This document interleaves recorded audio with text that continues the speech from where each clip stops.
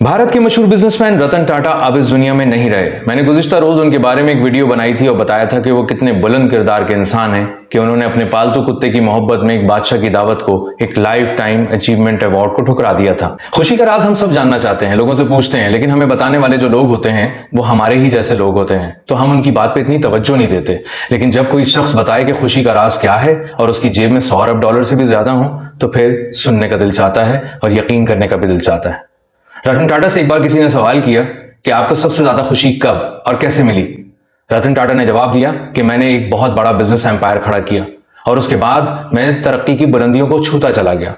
मैं एक के बाद एक कारखाने लगा रहा था, बिजनेसेस को एक्सपेंड करता जा रहा था। सबसे बड़ी एशिया की स्टील मिल लगाने के बाद भी मुझे वो खुशी हासिल नहीं हुई जो मैं अपने अंदर महसूस करना चाहता था। एक बार मैं अपने दफ्तर में बैठा था और काम कर रहा था कि एक साहब मेरे पास आए और उन्होंने कहा कि हमारी एनजीओ गरीब बच्चों में, यतीम बच्चों में व्हील चेयर तकसीम करना चाहती है। 200 व्हील चेयर्स का सवाल है, अगर आप उन बच्चों को दे देंगे तो वो बहुत खुश होंगे। रतन टाटा ने कहा कि ठीक है, आप ये चेक ले जाएं और 200 व्हील चेयर्स उन यतीम बच्चों में बांट दें। उस शख्स ने कहा कि उन बच्चों की एक शर्त है कि मिस्टर रतन टाटा खुद चलकर हमारे पास आए और हमें वो व्हील चेयर गिफ्ट करे। मिस्टर रतन टाटा बहुत मसरूफ इंसान थे। उस मसरूफियत के बावजूद उन्होंने उन यतीम बच्चों के लिए वक्त निकाला और उन्हें व्हील चेयर्स देने के लिए खुद गए। जब वो व्हील चेयर तकसीम कर चुके थे तो एक बच्चा मिस्टर रतन टाटा से लिपट गया और मुस्तकिल उन्हें देखता रहा। तो उन्होंने मुस्कुरा के पूछा कि तुम मुझे क्यों देख रहे हो, मुझसे क्यों लिपट गए हो? उस बच्चे ने कहा कि आप कितने अजीम इंसान हैं, कितनी जरूरत थी मुझे इस व्हील चेयर की। मैं आपका चेहरा बार बार इसलिए देख रहा हूं ताकि आपके चेहरे को याद कर लूं और जब हम बाद में आसमान पे मिलें तो मैं आपको पहचान सकूं। रतन टाटा के जिस्म में यह जुमला सुन के सनसनी दौड़ गई।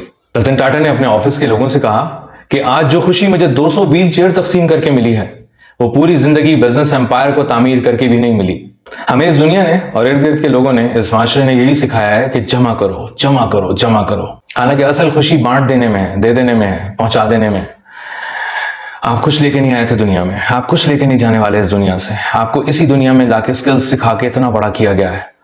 आपको इसी दुनिया से रवाना होने से पहले इन चीजों को बांट देना है, चाहे वो किसी सूरत में भी आपके पास है। हम कभी कभी कुछ दे के समझते हैं कि हमने बहुत कुछ दे दिया, लेकिन हमने अपनी जवानी का कर्ज नहीं दिया, हमने अपनी सलाहियतों का कर्ज नहीं दिया, हमने अपने इल्म का कर्ज नहीं दिया, हमने कभी कुछ नहीं बांटा, हमने जम के कुछ नहीं बांटा। वरना माशा इस जगह खड़ा ही नहीं होता जिस जगह आज माशा मौजूद है।